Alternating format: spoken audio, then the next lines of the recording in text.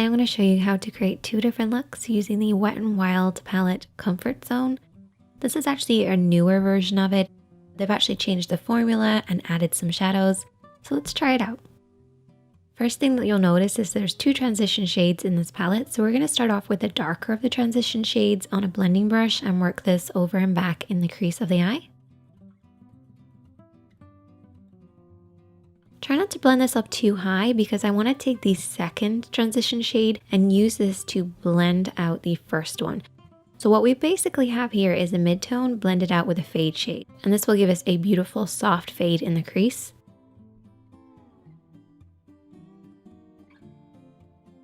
However, whenever we're blending in the crease, we always take a clean blending brush just to soften out any harsh lines, particularly when you're using two different shades.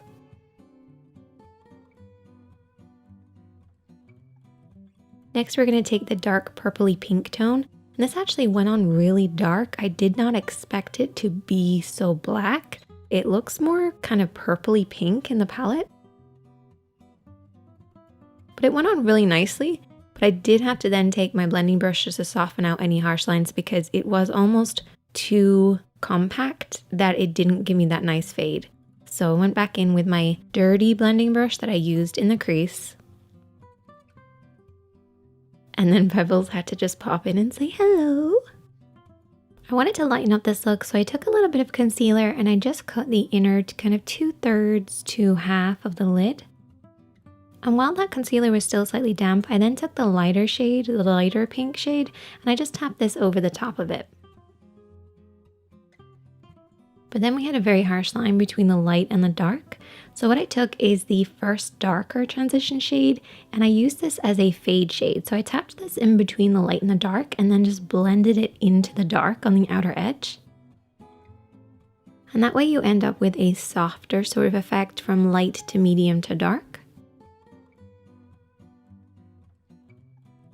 Once I applied my false lashes, I then took the lighter shade from the palette and I tapped this on the inner corner and also underneath the brows. And there you go. It's sort of like a plummy, smoky eye. I actually really liked it. I was a big fan of the original Comfort Zone, but I think I prefer this one. For the next look, we're going to use the greens. So I'm going to start off with the lighter of the transition shades because I like peaches and greens together.